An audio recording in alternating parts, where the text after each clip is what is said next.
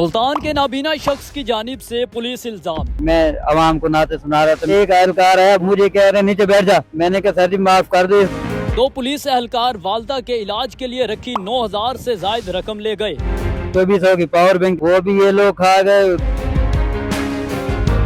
अहमद, मुझे ये बताइएगा कि आपके साथ ये जो वाकया पेश आया, सोशल मीडिया पर आपकी खबर वायरल है, क्या वाकया पेश आया? वाकया ये था जी, एतवार वाले दिन ऐसे 9,000 रुपए तो थे मेरी जेब में, इस साइड यहाँ पे। तो इन लोगों ने मुझे कहा जी मैं था कैंट पे, मैं आवाम को नाते सुना रहा था, मैंने सोचा चलो 2-400 और आ जाए, चलो नसीब का और दिन का पता नहीं होता, आगे पीछे हो जाता है तो बंदा बीमार भी हो जाता है। गवर्नमेंट का आज तक हमें 1 रुपया भी मिला। अच्छा, मुझे बताएं कि आपको कहाँ पर रोका गया और कितने एहलकार थे जिन्होंने रोका आपको? मुझे एक एहलकार है बुला के गया, भाई साथ वाली शॉप वाला बुला रहा है, ये चूड़िया वाली बाजार की गली है कैंट में। अच्छा। वो साथ ही दुकान है, मुझे उसने कहा वही आ रहा है। जो मैं तब वहाँ पहुंचा तो दो, एक सिविल कपड़ों में था, एक बिल्कुल वर्दी में था। अच्छा। तो मुझे कह रहे नीचे बैठ जा। हाँ। मैं बैठा हूँ, मैंने दोनों हाथ एक एक पाँव के ऊपर रखे, मैंने कहा सर जी इस दफा माफ कर दें, अगली दफा ऐसा नहीं करेंगे। तो इन लोगों ने मुझे कहा नहीं चुप कर जा, ये तो वो उन लोगों ने डब्बा मेरा लिया हाथ में, मुझे कह रहे पीछे आ जा, आगे अफसर बैठा उससे आपके पेश करेंगे, वो आपको छोड़ देगा। ये आपको कैसे पता चला कि वो एक वर्दी में एक सिविल में आपको नजर आता है? जी अल्हम्दुलिल्लाह हल्का नजर आता है, आंखों के अंदर सफेद मोती है, बाकी नजर आता है। हल्का हल्का नजर आता है आपको? जी हल्का हल्का, यानी कि आप मुझे नजर आ रहे हैं, मैं आपका शक्ल नहीं सुना सकूंगा। अच्छा। तो इस वजह से मैं देखता ही नहीं हूँ, बस जो सुना नहीं सका तो फिर देखने क्या फायदा। अच्छा, जब आपने उनके पाँव पर हाथ लगाए, क्या कहा आपने?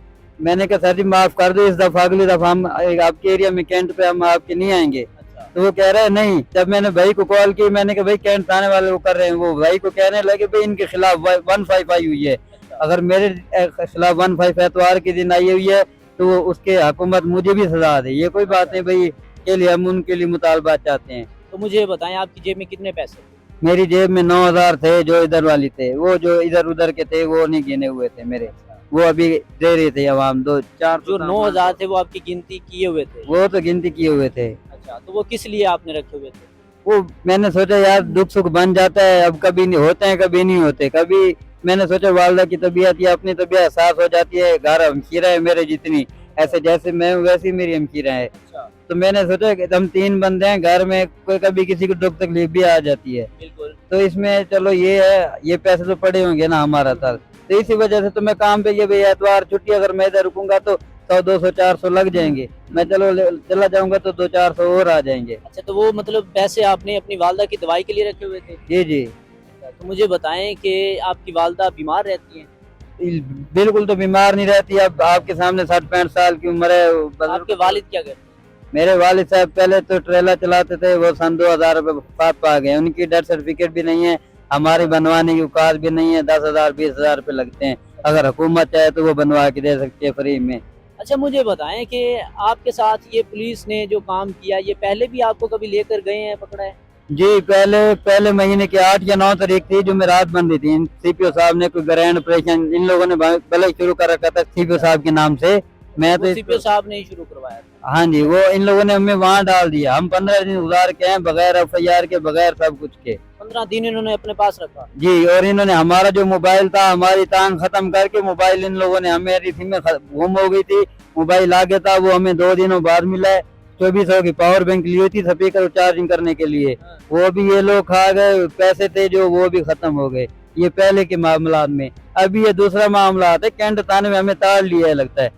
जी आप कचहरी के बाहर बैठे होते हैं? हाँ जी, कचहरी के बाहर बैठा होता हूँ। अच्छा, तो वहाँ पे लोग फिर तावन करते हैं आपके साथ? हाँ जी, लोग तो तावन करते हैं, सब वकील हैं, सब माशाल्लाह, जो भी हमारे दोस्त आते हैं जो परेशानी तो होते हैं। आप घर के वाहिद कफील हैं? हाँ जी अल्हम्दुलिल्लाह, घर के वाहिद कफील हैं हम। अच्छा, और कोई भाई नहीं है? नहीं, और हम 8 बहन भाई थे, और अब्बू से पहले वफात पा गए थे।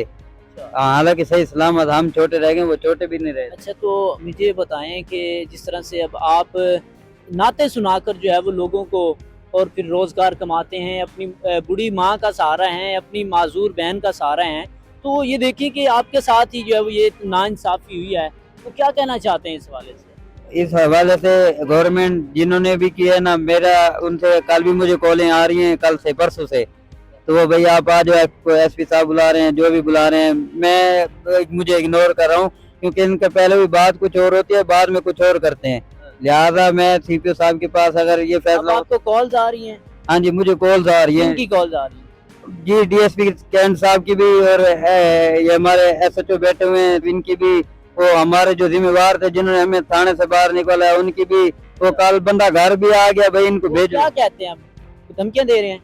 यही कहते हैं भाई आपको एसपी साहब बुला रहे हैं, आप थाने पे जाओ, यही बात करते हैं, फिर आगे जाएं फिर कुछ और होता है, तो इसलिए हम नहीं जा आगे रहे। जाएंगे कुछ और क्या होगा?